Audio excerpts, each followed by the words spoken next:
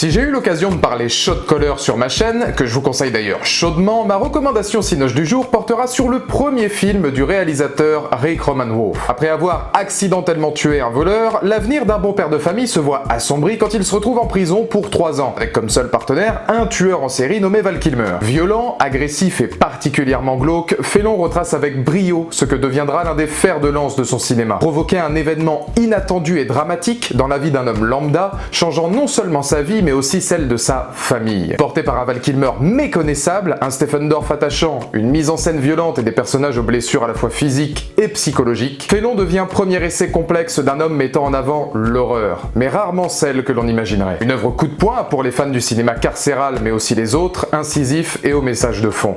Un peu comme toute sa filmo en fait.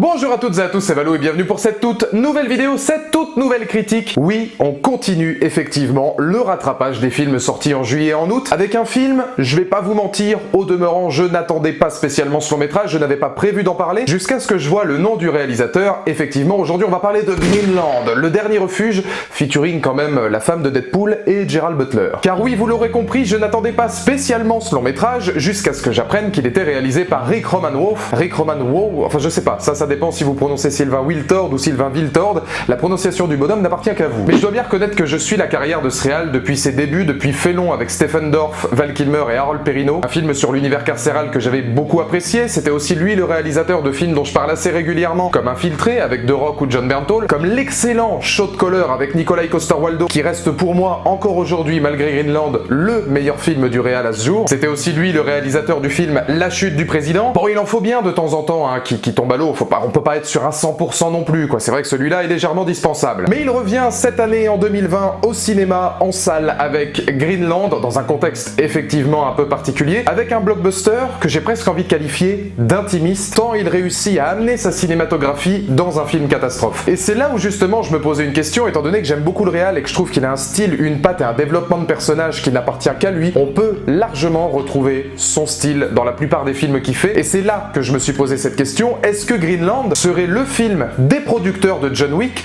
avec Rick Roman Wolf qui malheureusement serait là en tant que yes man, et là ça m'aurait vraiment emmerdé parce que je me dis que lui pour le coup il a une patte dans un style presque thriller intimiste que j'aime particulièrement, ou est-ce qu'il aurait l'occasion de s'exprimer et là pourquoi pas bouleverser un petit peu les codes du film catastrophe? Eh bien on va voir ça tout de suite, mais oui, la patte Rick Roman Wolf elle est là clairement.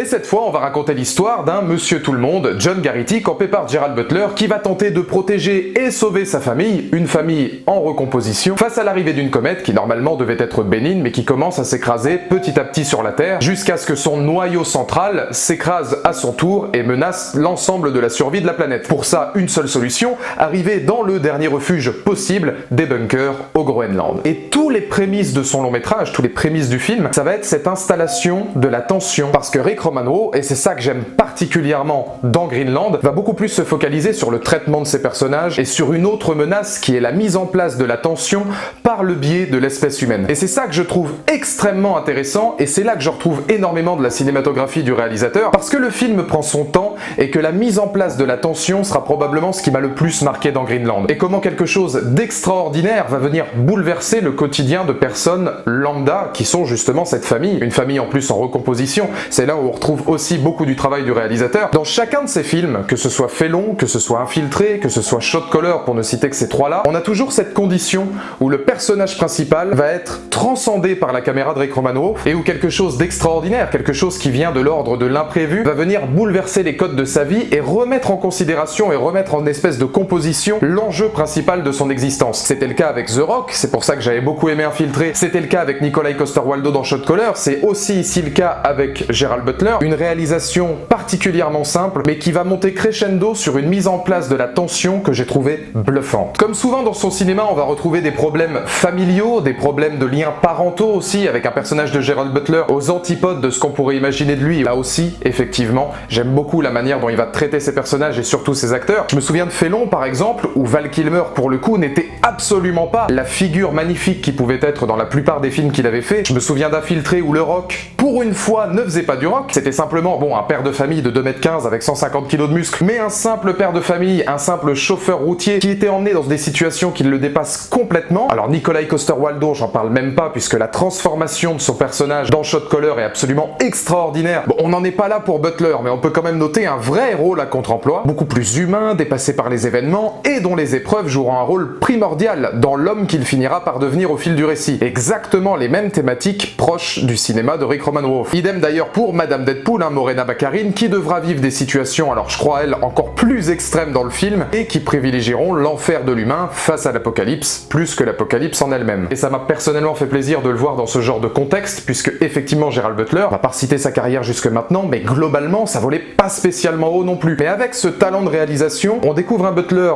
dans un style Monsieur Tout-le-Monde, qui va justement traiter des problèmes parentaux, traiter des problèmes familiaux. Alors je suis d'accord que c'est quelque chose qu'on voit souvent, effectivement, par le prisme de films catastrophes, ces enjeux familiaux, de familles recomposées, voire même des situations père-fils, je pense notamment au Jour d'après de Roland Emmerich, où on avait justement cette dualité entre le père Dennis Quaid et le fils Jake Gyllenhaal. C'est souvent par cette ambiguïté du film catastrophe, de cette fin du monde, de cette peur de la mort, qu'on peut effectivement développer un traitement de personnages et rattacher des personnages ensemble autour justement d'une catastrophe. Ça arrive assez régulièrement, mais pour le coup je trouve qu'avec la patte de ce réalisateur-là et avec la façon dont il réussit à mettre en avant ses acteurs, je trouve ça très pertinent. Et tout cet enjeu psychologique, ça va être ça, le traitement de son apocalypse. Parce que pour le coup, Greenland, comme je vous l'ai dit, on a cette toile de fond, on a ce non-dit de la comète qui va arriver, on a 48 heures justement pour pouvoir atteindre Groenland, on va vivre ça avec eux, mais globalement, le propos même du film n'est pas l'arrivée de cette comète, c'est un contexte. C'est un prétexte pour travailler l'apocalypse selon Rick Romanov, et là je trouve qu'il est vraiment très intéressant puisque dans la structure narrative dans laquelle il va emmener ses personnages, dans cet apocalypse, dans cette horreur,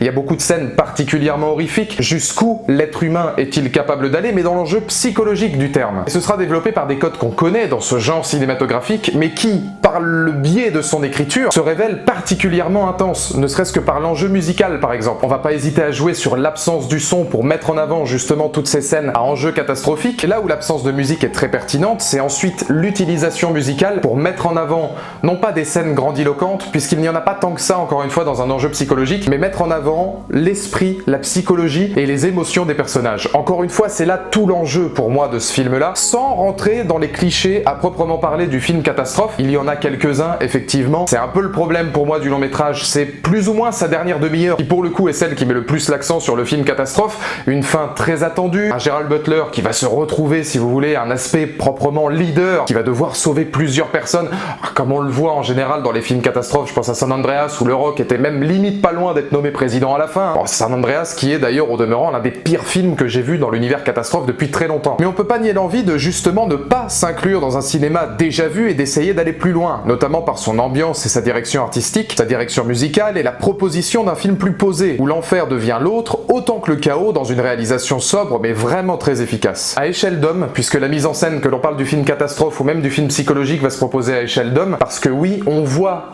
par ces personnages-là une catastrophe comme si nous-mêmes étions le spectateur. Je trouve qu'il est brillant dans sa photographie quand on a des scènes de nuit pour augmenter justement cette tension. Beaucoup de gros plans, beaucoup de plans proches des personnages, beaucoup de caméras embarquées, caméras à l'épaule pour être au cœur, si vous voulez, de cet événement. À échelle d'homme, que ce soit par rapport, encore une fois, à la mise en place de cette catastrophe, mais aussi au cœur du traitement des personnages, et on sent, même si à certains moments ça paraît un petit peu surfait, mais qui va apporter, encore une fois, ce développement de personnages que j'ai trouvé très intéressant. À ce niveau-là, oui, je trouve que c'est vraiment réussi.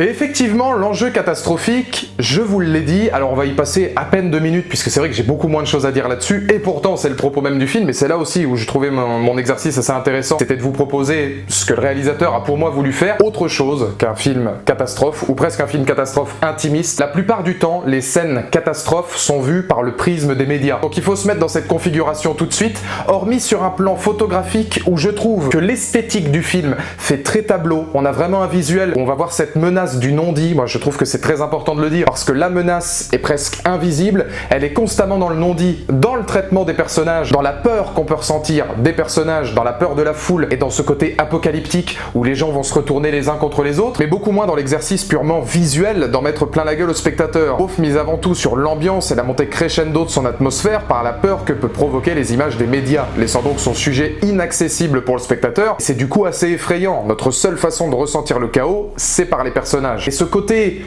pictural, ce côté vraiment presque tableau, ce côté photographique qu'on peut avoir dans l'œuvre. Moi j'avais peur d'un film voilà un peu à la Geostorm où on se retrouvait avec quelque chose d'informe et de vraiment imbuvable à regarder, et finalement avec un budget je crois de 45 millions de dollars, on voit que le réalisateur a utilisé son budget avec intelligence, puisque sur certaines scènes on se doute que visuellement, en termes d'effets visuels, si on en avait eu plus, ça aurait pas forcément rendu aussi bien. Il se contente du minimaliste, de l'intimiste, un petit peu comme des films comme Monsters par exemple, qui faisaient aussi justement cet éloge de l'intime pour justement pallier le fait que le budget n'était pas transcendant, et c'est justement ce non-dit qui faisait l'affaire et ce non-dit qui était particulièrement intéressant. D'un autre côté, Gareth Edwards, c'est pas le dernier non plus pour faire des bons films. J'embrasse d'ailleurs le film Godzilla de Gareth Edwards que je trouvais exceptionnel, alors qu'en termes d'effets visuels, effectivement, Godzilla on le voyait que 3 minutes. Le propos du film Godzilla n'était pas là, et c'est justement ça qui fait du film Godzilla de Gareth Edwards un excellent film. Et bah là ça va être un peu la même chose chez Rick Romanov. Tu sens que c'est un petit peu le même délire. Il va vraiment se concentrer sur ses personnages et sur la mise en place de la tension et sur l'envers du décor apocalyptique, ce qui peut arriver à des personnes lambda. L'enjeu sur la mort sera extrêmement important. C'est vrai que si vous avez par exemple la phobie de mourir, la peur de la mort, on sent vraiment qu'il va jouer sur la mise en scène pour montrer l'enfer de l'attente qui précède justement cette mort qui est inévitable. Et ça, je trouve que dans la tension qu'il met à sa mise en scène à chaque plan et le traitement qu'il offre à ses personnages, c'est-à-dire ces espèces de gros plans où on va voir toute la peur de Gerald Butler, je trouve que c'est génial. Oui, effectivement, le film sera très attendu sur son final, à tel point que j'aurais aimé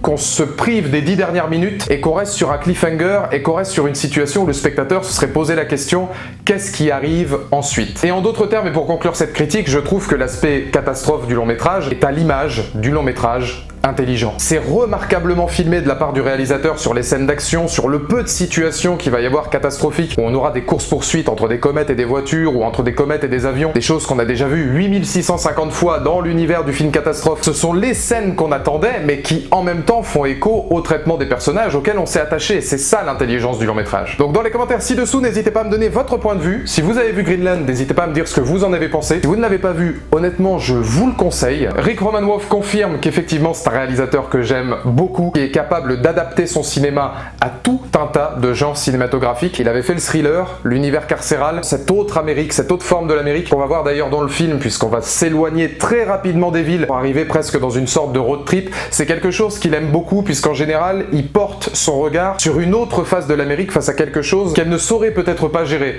Et alors une fin du monde, effectivement, c'est difficile à gérer. Une place n'est pas un mot, mais une promesse d'avenir pour croire en mes rêves. T'es dans le vide et l'autre sur l'accélérateur. Être gentil c'est vraiment cool, être honnête c'est fédérateur. Vest qui toujours l'est, faut qu'il y en a de plus en plus.